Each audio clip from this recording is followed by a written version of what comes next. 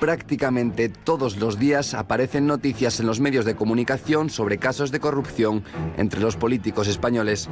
Afectan a casi todos los partidos políticos y a todas las administraciones, central, autonómica y local. Algunas de las investigaciones más famosas son el caso Gürtel, donde desaparecieron 200 millones de euros, el caso Palma-Arena, con 100 millones de euros y un presidente condenado, el popular Jaume Matas, el caso Pallerols, con 388 millones, el caso Pretoria, con 45 millones, o el caso Nos, donde está implicado un miembro de la familia real, Iñaki Urdangarín. Pero la lista es mucho mayor, tocando prácticamente a todas las comunidades del país. La Agencia Tributaria Española controla con bastante precisión a los trabajadores, a los autónomos y a las pequeñas empresas.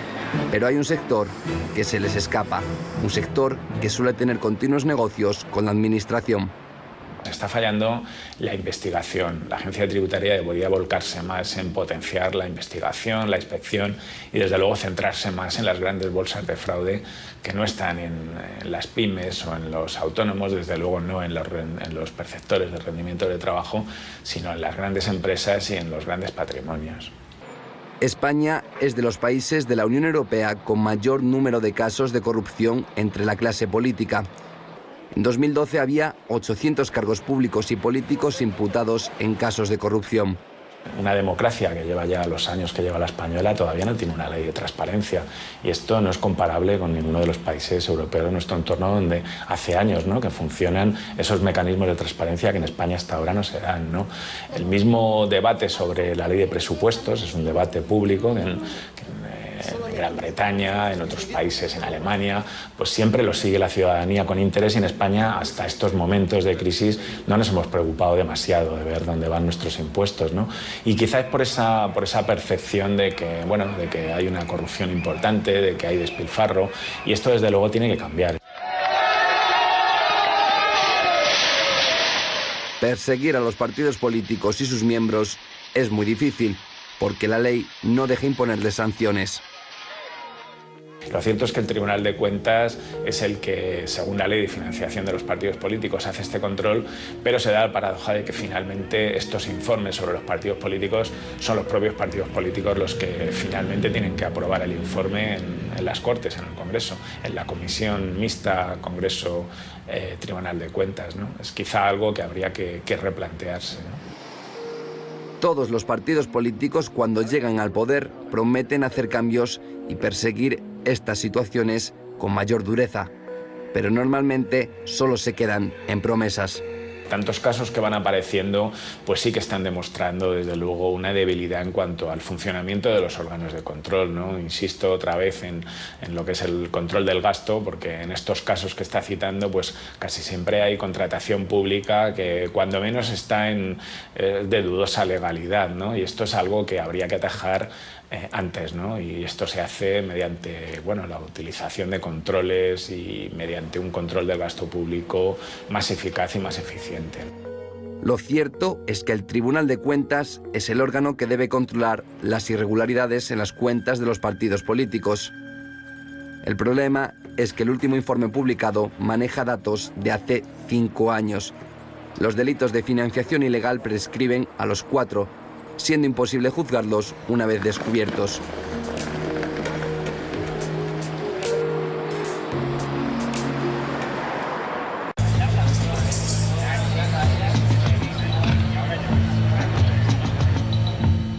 Luis Bárcenas, antiguo senador y tesorero del Partido Popular, tenía una cuenta con 22 millones de euros en Suiza. Esta cuenta ha destapado uno de los presuntos casos de corrupción más importantes de España. La investigación ha sacado a la luz la presunta adjudicación de sobresueldos ilegales dentro del partido. La trama ha salpicado al propio presidente del gobierno, que tras una semana de silencio ha decidido negarlo todo.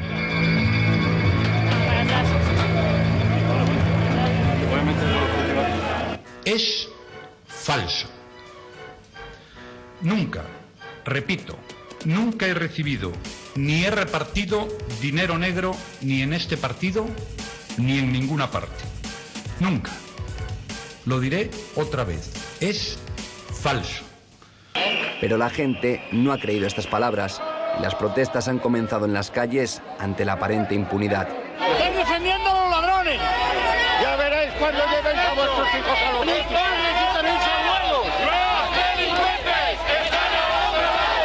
La ley siempre la hacen a su medida y si no está hecha a su medida, la recomponen a su medida. O sea, por eso hay que cambiar las leyes aquí, en la calle. Esto que sale es espontáneo, aquí no hay antisistema. Aquí no hay gente que viene a montarla por gratuitidad. Aquí viene gente que está indignada, que está hasta los huevos, ¿entendés? Está reventada de tanto ladrón. ¡Que tiene a todo el pueblo español! ¡Parece mentira! Los casos de corrupción ligados a la administración pública han supuesto la pérdida de 6.800 millones de euros en la última década, 1.000 millones más que el presupuesto de un ministerio como el de Defensa. Todos estos actos estaban ligados a algún partido. A día de hoy, pertenecer a un partido es obtener una cierta patente de corso. Puedes obtener el tercer grado, puedes obtener apoyo judicial para que tus delitos prescriban, puedes contar con jueces amables con el partido al que perteneces, puedes obtener sobres que te permiten renta suficiente como para enfrentar cualquier proceso judicial.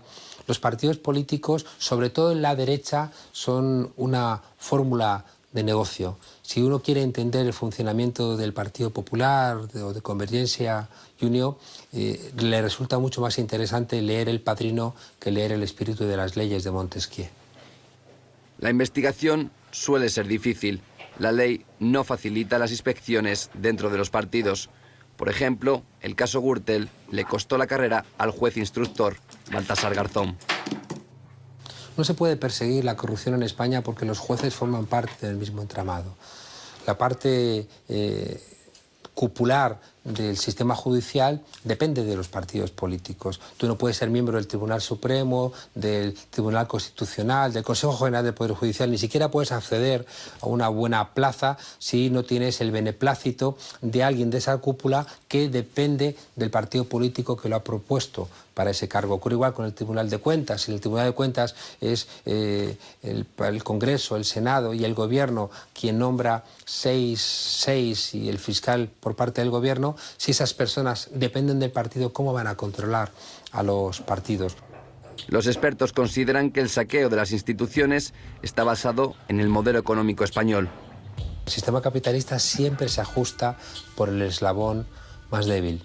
Y por tanto, si a través de comprar a servidores públicos, pagar dinero para conseguir contratas, sobornar a alguien para facilitar alguna gestión, puede hacerse, se va a hacer, porque está en la propia lógica del sistema. Por tanto, pretender que hay un capitalismo honrado es buscar adjetivos que son contradictorios con la propia lógica. Si uno tuviera que escoger el rasgo característico de los Urdangarín, de los Bárcenas, de los Matas, de toda la red Gürtel, ayer del caso Naseiro, del caso Filesa, del caso Payerols, del vaciamiento por parte del gobierno catalán de Convergencia y Unió del Liceo, si uno ve todos esos comportamientos, solamente se los explica desde la comprensión de que esos ladrones se sentían impunes. Y la impunidad es algo que te lo da la pertenencia a los entramados de partidos de nuestro país. ¡Lo tenía el tesorero! ¡Si había dinero, lo tenía el tesorero!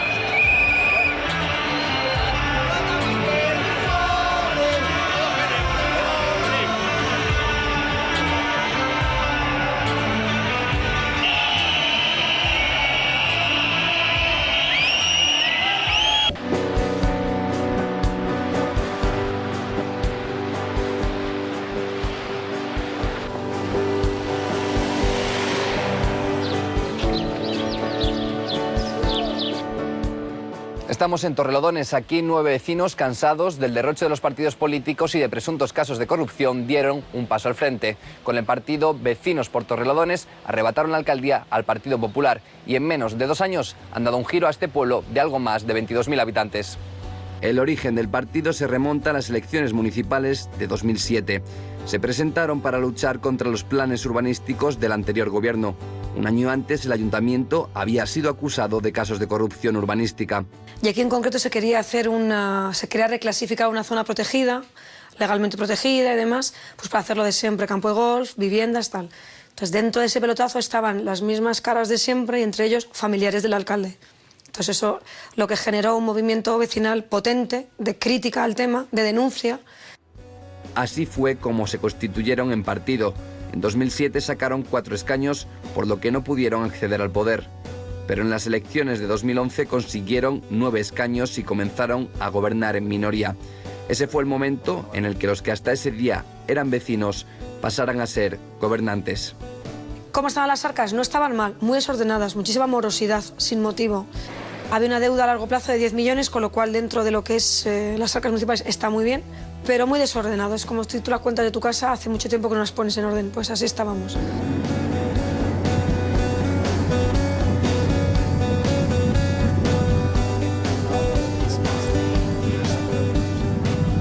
¿Que hubo demasiado desmadre? Sí. Yo siempre lo pongo como ejemplo. En el año 2009 este ayuntamiento manejaba un presupuesto, y yo estaba en la oposición, con lo cual sé de lo que hablo, 40 millones de euros. Año y medio después, ya con los planes Zapatero y esto empezaba a verse que caía, bajó a 27. Y ahora lo tenemos en 26. El vecino a pie no ha notado nada, la caída en picado de presupuesto. De cuando se ingresaban 40 a cuando se ingresan 26. Nada. Creo que eso te lo digo todo. Desde que llegaron al ayuntamiento, el partido ha abogado por la transparencia. Creo que se encontraron con bastantes deudas y entonces pues han estado reduciendo costes. Yo antes estaba muy contenta con el otro alcalde también, ¿eh? ¿Sí? Porque era jubilado y nos atendía muy bien a los jubilados. El ayuntamiento va con un superávit importante y que creo que es de los pocos ayuntamientos de España en los tiempos que corren y que no hay más que problemas y deudas y alguna cosa más que aquí creo que no existe. Tengo clarísimo, tanto el equipo como yo, que es que estamos manejando dinero que no es nuestro. Como no es dinero nuestro, tienes que rendir hasta el último euro que gastas, porque no es tuyo, y justificar claramente lo que hay.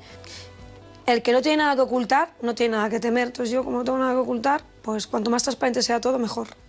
Otra de las características de la nueva alcaldía es el ahorro y la supresión de lo innecesario.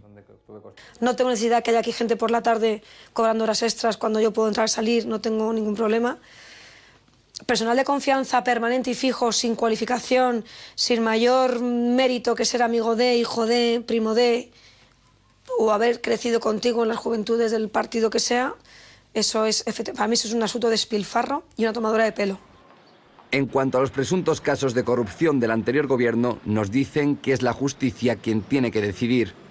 También le preguntamos por los últimos casos destapados en el gobierno y por la corrupción en el país.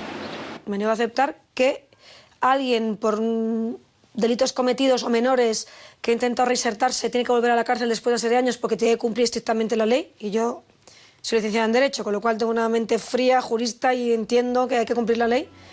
Y otros pues puedan blanquear millones y no se entere nadie, puedan hacer listas B y no se entere nunca nadie, alguien te diga que no le consta y ya está, y no pasa nada. Me niego a creer que eso se va a quedar impune, me niego. Y como yo creo que mucha gente. Pero nos tenemos que hacer oír.